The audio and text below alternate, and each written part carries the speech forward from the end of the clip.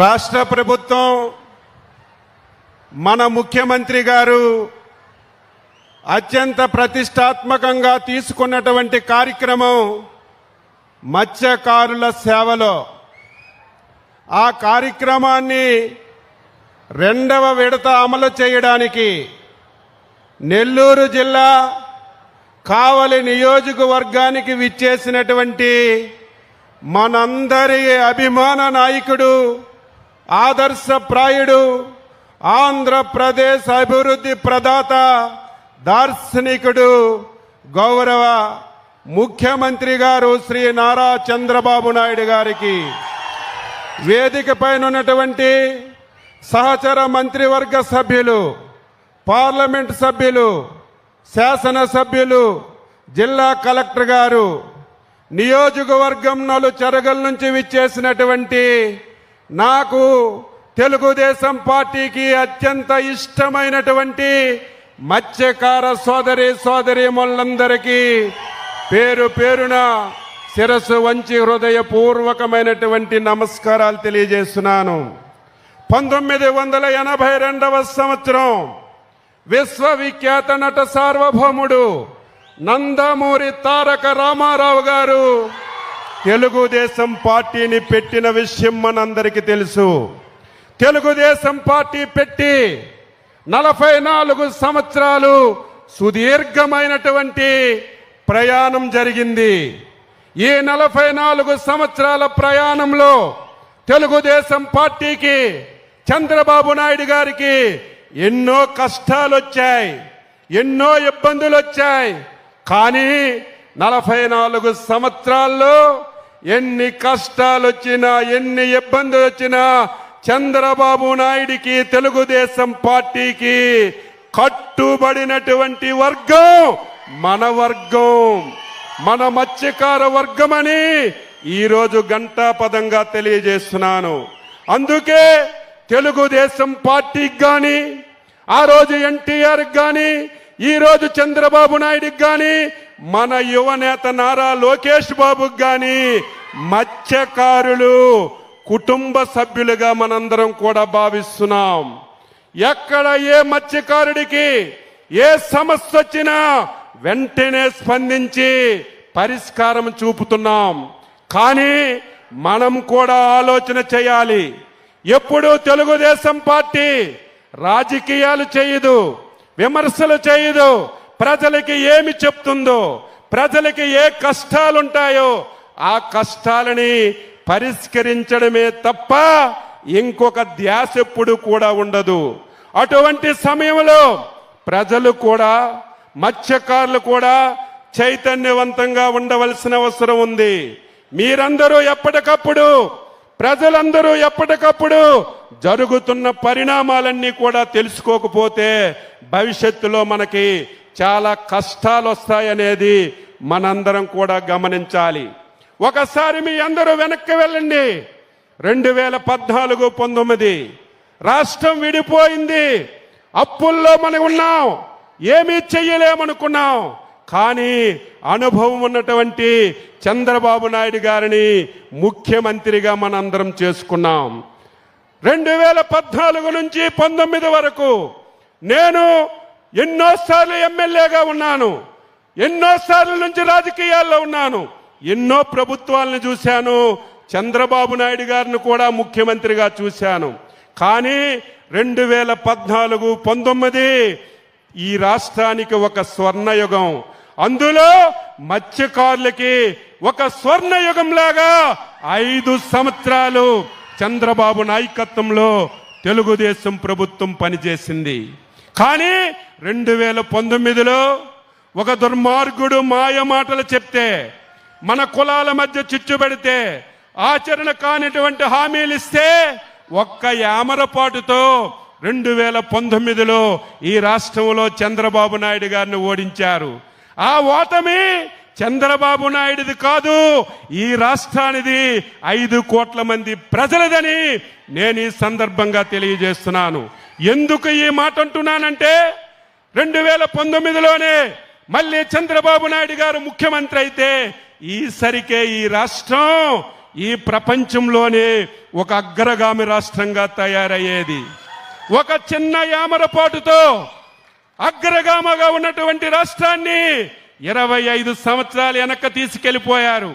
ఈ దేశంలో, ఈ ప్రపంచంలో ఎవరైనా సరే ఆంధ్రప్రదేశ్ పేరు చెప్తే అసహించుకున్నటువంటి పరిస్థితికి వచ్చిన విషయాన్ని కూడా మనం గమనించాలి. మళ్ళీ మొన్న చంద్రబాబు నాయకత్వంలో ఎన్డీఏ ప్రభుత్వానికి అచంచలమైన విశ్వాసం, నమ్మకంతో ఈ రాష్ట్రంలో అధికారాన్ని ఇచ్చారు. 21 మాసాలు పూర్తయ్యాయి. మీరు, నేను ఎవ్వరూ ఊహించలేదు. ఆంధ్ర రాష్ట్రం అంటే ఆమడ దూరంలో ఉండేవాళ్ళు. ఎవరికైనా ఈ రాష్ట్రానికి వచ్చి పెట్టుబడులు పెట్టమంటే ఎవ్వరూ వచ్చినటువంటి పరిస్థితి లేదు. అటువంటి తరుణంలో చంద్రబాబు నాయుడు గారు 21 మాసాల్లో మళ్ళీ ఒక నమ్మకాన్నిచ్చి, ఒక సమర్థతనిచ్చి దేశ విదేశాల నుంచి ఈ రాష్ట్రానికి వచ్చే విధంగా, పెట్టుబడులు పెట్టే విధంగా తీసుకొచ్చారంటే చంద్రబాబు నాయుడు గారి యొక్క సమర్థతని మనందరం గుర్తుపెట్టుకోవాలి. ఈరోజు మత్స్యకారుల సేవలో వచ్చాం. ఈ రాష్ట్రానికి పెద్ద ఆస్తి 1000 కిలోమీటర్లు సుదీర్ఘమైనటువంటి తీర ప్రాంతం ఉంది. ఈ జనాభాలో చాలా మంది ఉన్నారు. తెలుగుదేశం పార్టీ పుట్టినప్పటికీ పుట్టని వాళ్ళు చాలా మంది ఉన్నారు. పుట్టిన తర్వాత పెద్దయిన వాళ్ళు చాలా మంది ఉన్నారు. ఈ మధ్య కాలంలో యువకులుగా తయారైనటువంటి వాళ్ళు చాలా మంది ఉన్నారు. మీకు తెలియదే, 1982 విశ్వవిఖ్యాత నట సార్వభౌముడు నందమూరి పార్టీ పెట్టేసరికి మత్స్యకార గ్రామాలు ఏ విధంగా ఉండేయో కొంతమందికైనా తెలుసుంటుంది.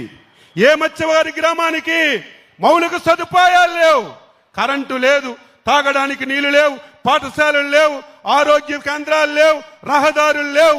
ఎన్నో అవస్థలు పడ్డాం. ఈరోజు ప్రతి మత్స్యకార గ్రామానికి మౌలిక సదుపాయాలు వచ్చాయంటే ఎన్టీ రామారావు, చంద్రబాబు నాయుడు పంచాయతీరాజ్ మినిస్టర్గా మన యువ నాయకుడు లోకేష్ బాబు గారని ఈరోజు ఘంటాపదంగా చెప్తున్నాను. ఈ విషయాన్ని మీరు గ్రామాల్లో చర్చించాలి కదా. కొత్తగా యువకులు వచ్చారు, మా గ్రామానికి కరెంట్ వచ్చింది, మా గ్రామానికి ఆరోగ్య కేంద్రం వచ్చింది, మా గ్రామానికి మంచినీటి పథకం వచ్చిందంటే ఎవరు తెచ్చారు, ఏ పార్టీ తెచ్చారు, ఏ నాయకుడు తెచ్చారు? కొత్తగా వచ్చిన వాళ్ళకి చెప్పవలసిన బాధ్యత మీ అందరిపైన కూడా ఉంది అని ఈ సందర్భంగా తెలియజేస్తున్నాను. ఈరోజు మత్స్యకారులు ఎవరైతే 2 మాసాలు వేట నిషేధ సమయం ఉందో గొప్పలు చెప్పుకుంటున్నారు, మేమున్నప్పుడు 10,000 ఇచ్చామని. ఈ పథకం ప్రారంభించడానికి కర్మ కర్త క్రియ మన నాయకుడు చంద్రబాబు నాయుడు గారని చెప్పి తెలియజేస్తున్నారు. 2014-19లో 4,000 రూపాయలతో ఈ పథకాన్ని చంద్రబాబు నాయుడు గారు ప్రారంభించారు. ఈ పథకం ఇస్తే మీకు సరిపోతుందా? ఏదో 2 మాసాలు వేట నిషేధ సమయంలో వేటకెళ్లడం లేదు, జీవనోపాధి కష్టంగా ఉంటుంది, ఇచ్చిన డబ్బుతో జీవనోపాధి చేసుకోవడానికి ఈ డబ్బులు ఉపయోగపడతాయి తప్ప సంవత్సరం అంతా ఈ 20,000, 10,000, 4,000తో మత్స్యకారులు జీవనం సాగించలేరు. 2019లో ఆనాటి ప్రభుత్వం ఆ పేరు చెప్పున, పార్టీ పేరు చెప్తే దరిద్రం మనకు అంటుకుంటుంది. అంత దుర్మార్గమైనటువంటి పార్టీ నాయకుడు 5 సంవత్సరాలు ఈ రాష్ట్రాన్ని పాలించాడు. నేను అడుగుతున్నాను, మత్స్యకారులు ప్రశ్నించవలసిన అవసరం ఉంది. అచ్చెన్నాయుడు తప్పు మాట్లాడితే నన్ను ప్రశ్నించాలి. ఏ రాజకీయ పార్టీ అయినా, ఏ నాయకుడైనా అబద్ధాలు మాట్లాడితే గోబ గుయ్యమనిపించినట్టుగా మీరు వాస్తవాలు చెప్పకపోతే పని చేసిన వాళ్ళకి చైతన్యం రాదు, పని చేసిన వాళ్ళకి ఉత్సాహం రాదని ఈ సందర్భంగా తెలియజేస్తున్నాను. 5 సంవత్సరాలు, సంవత్సరానికి 10,000 తప్ప ఒక్క పైసా గాని మీరు చేపలు పట్టుకోవడానికి ఒక్క వస్తువు గాని 5 సంవత్సరాల్లో ఎవరికైనా ఇస్తే రమ్మని చెప్పి ఛాలెంజ్ చేస్తున్నాను. ఎంత దుర్మార్గం అంటే ప్రభుత్వం ఇస్తున్నటువంటి ఆయిల్ సబ్సిడీ డబ్బులు కూడా బాకీలు పెట్టేశారు. ఇంకొక దారుణమైనటువంటి ఘటన, ఎవరైనా మత్స్యకారులు వేటకల్లి ప్రమాదవశాత్తు చనిపోతే వాళ్ళ కుటుంబానికి 5 లక్షలు ఇవ్వాలి. ఎప్పుడు ఇవ్వాలి? వెంటనే ఇస్తే ఆ కుటుంబానికి ఉపయోగం. చంద్రబాబు నాయుడు గారు ముఖ్యమంత్రిగా బాధ్యతలు తీసుకున్నప్పటికీ ఈ రాష్ట్రంలో చనిపోయిన వాళ్ళకి డబ్బులు ఇవ్వలేదు, ఆయిల్ సబ్సిడీ ఇవ్వలేదు. ముఖ్యమంత్రి గారు ఒకటే ఆదేశించారు, ఆర్థికంగా మనకి ఇబ్బంది ఉన్నా, చాలా సమస్యలున్నా మత్స్యకారులు మన కుటుంబ సభ్యులు ఎంత పెండింగ్ ఉందో అంతా ఒక్కసారి మన ఆదేశాలు ఇస్తే అధికారం వచ్చినటువంటి నెల రోజుల్లోనే మీ అందరికీ ఆయిల్ సబ్సిడీ, చనిపోతే కుటుంబాలకు ఆర్థిక సాయం ఇచ్చి ఇప్పుడు చచ్చిపోయిన తర్వాత నెల రోజుల్లో 15 రోజుల్లో మీకు అందిస్తున్నాం. ఇది నిజమైన ప్రభుత్వం అని చెప్పి తెలియజేస్తున్నాను. 10,000 నుంచి 20,000 చేశాం. ఈరోజు సాక్షి పేపర్లో రాశాడు మేమేదో తగ్గించేస్తున్నామని. ఆ పేపర్కి ఒకటే, ఈ దేశంలో 140 కోట్ల మంది ఇది మంచిదన్నా ఆ పేపర్లో అది చెడ్డదని రాయడం ఆ పేపర్కి అలవాటు అయిపోయిందని ఈ సందర్భంగా తెలియజేస్తూ 20,000 రూపాయలు ఇచ్చాం. గత సంవత్సరం 1,21,000 కుటుంబాలకి 241 కోట్లు ఇచ్చాం. ఈ సంవత్సరం 1,31,000 కుటుంబాలకి 264 కోట్లు ఇస్తున్నాం. ఇది ఇస్తూనే మళ్ళీ మీకు వల్లిస్తున్నాం, బోట్లు ఇస్తున్నాం. మీరు పట్టుకున్నటువంటి చేపలు మార్కెట్లోకి తీసుకెళ్లడానికి, అమ్ముకోవడానికి మోపెడ్లు ఇస్తున్నాం, వెహికల్స్ అన్ని ఇస్తున్నాం. సమయం లేదు కానీ మొత్తం ఈ రాష్ట్ర ప్రభుత్వం మత్స్యకారుల గురించి చాలా కృషి చేస్తుంది. ఈ జిల్లాలో ఒక సమస్య ఉంది.